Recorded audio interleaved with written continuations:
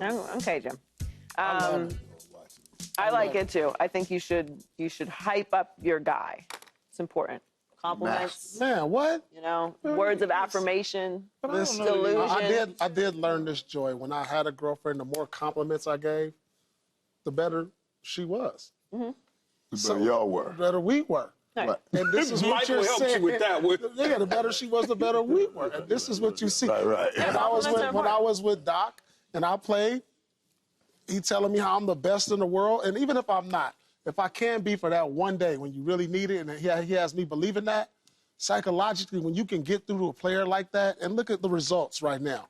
He's playing some of the best ball of his career.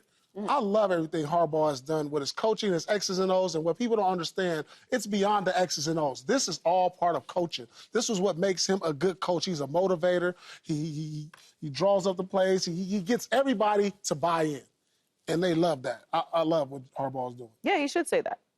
I'm not going to say that, but he should say that as a coach. Yeah, he should. And he also hears everything we say. And we're talking about Josh Allen, Lamar Jackson, and with Patrick Mahomes. And we used to talk about the skill set and the talent he has, and we put him in the same breath. So Jim's smart. Jim knows this kid hears it, and he's throwing his voice in it and saying, you guys are missing the rum here. And I'm telling you, the way he's bringing them along, man, you the greatest in the world. I'm only going to let you throw this thing 25 times a game, though. I'm not going to let, you know. But it works. But it works, you know. He's changing the mentality. And then you add this kid, man. Right now, I don't know a lot of us had them right where they are right now. And the Chargers have an ability, because they have some pieces, they can play with any team in that AFC right now. I like it a lot. His approach. And I've always liked the quarterback. I thought the quarterback should have been the first guy off the board when he came out.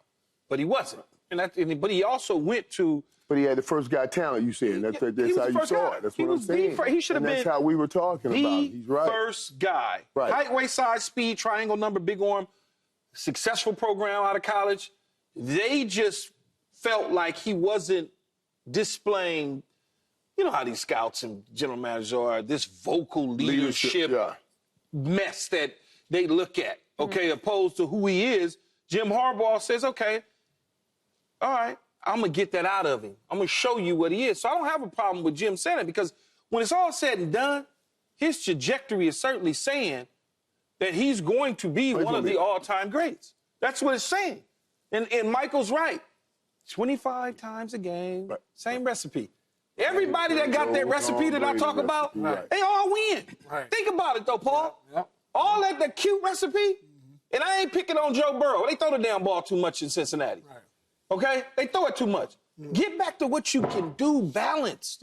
Balanced attacks is what win. That defense is playing great. That's what you need. Great defense, balanced attack on offense, and a hell of a head coach that knows how to get it done. Yeah, the interesting thing about Herbert not being a vocal leader and having Harbaugh is Harbaugh has that personality. Right. He has that thing. So maybe he doesn't have to be that guy. Maybe Herbert can step in and just do a little sprinkle, and Harbaugh can do the other part that he doesn't have. Right. When he came, we talked about this a few weeks ago, what he looked like in that Rose Bowl game. And that was really when he arrived for a lot of people. And for me, it certainly was. He was good in college. But everyone kind of had some questions. You know, can he have that big moments? Can he step outside of the offense a little bit and show what he can really do? And he did in that game.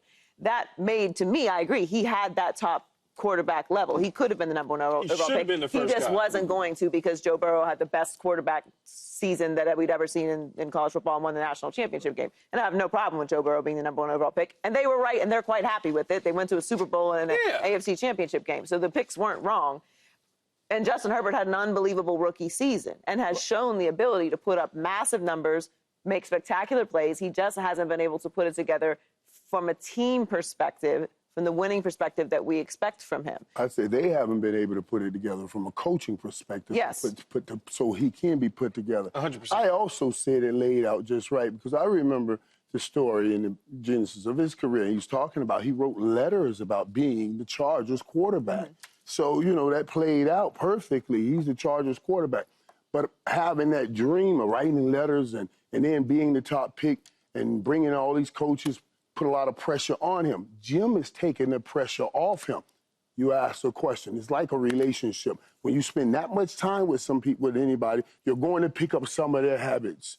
And he'll pick up a little bit of Jim's. That's all he needs. You don't need all. You get just a little bit of Jim. That's all you need, and he'll be fine. They will work together well. Your coaches compliment you a lot? No, they didn't. No, Parcells was Parcells was not complimenting anyone. No, not till you're done. Once you're done, then he'd give you what you need. But while you was playing, right. He was gonna dog curse you.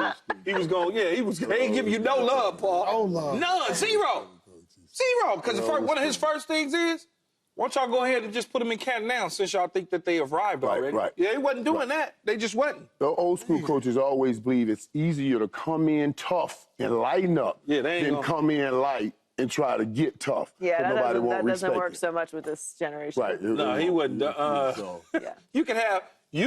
I'll tell you a true story. Well, the time That's a good approach for relationships also. I broke my ankle, Joy, and I was supposed to have a We have scope. to ask the relationship guru. I was supposed to have a scope at the end. This is how hard he was. I was supposed to have a scope at the end of the season anyway.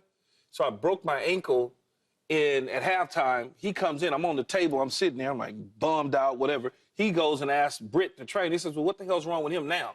He goes, well, he broke his ankle. He goes, good. He can have them both surgery. He can have surgery on both of the damn things next week. And walked away. Didn't even say, didn't pat me and say, are you all right? Is it okay, son? But I didn't take it. I'm just like this. That was the era I was just like, it's cool. I ain't tripping. I'm good. You can't do that now. Nah. I wasn't hurt. Yeah, Jimmy would say, hey, come on, move the practice up 10 yards. We gotta go. Right, you don't even understand, Joy. Dude be right back there. They called. No, this is what it was. Move the practice up 10 yards. Let's go. Move the drill. Right, move it up. Let's keep going. Keep it going. He's in the way. I can sit here with you know how you love my stories? I'll give you one more. We in a game.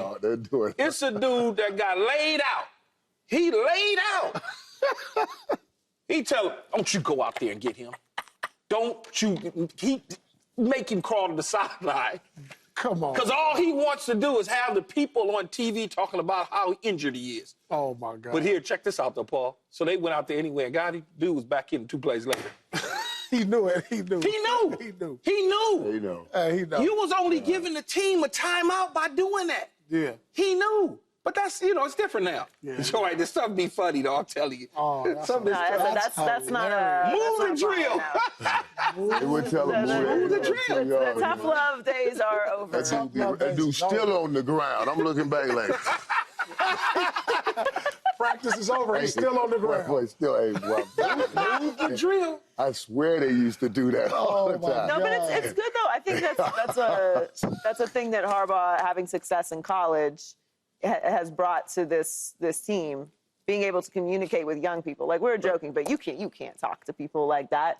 Now, that's just not going to cut through. You might have 1 or 2 players that can still absorb that kind of, It's him being him. It's authentic. But your authenticity, your ability to mold to that. He originally went in, though, at Michigan, coming out of San Francisco, right, with a Mike Ditka approach, and then he had to shift because he realized he wasn't getting through to his players. Right, exactly. But he was able to adjust, which is great. That's the sign, I think, of a good coach. Right. And really, anyone who is legendary or aspirational, you have to be able to change. Like that's what it is. John Wooden, if you can adjust and you're John Wooden, you can figure it out. Everybody has to be able to adjust. Your system is important, but you have to be able to fit it to your players as well. And communication is important. Subscribe here to get the latest from Speak, and go watch a few segments from our other shows on FS1.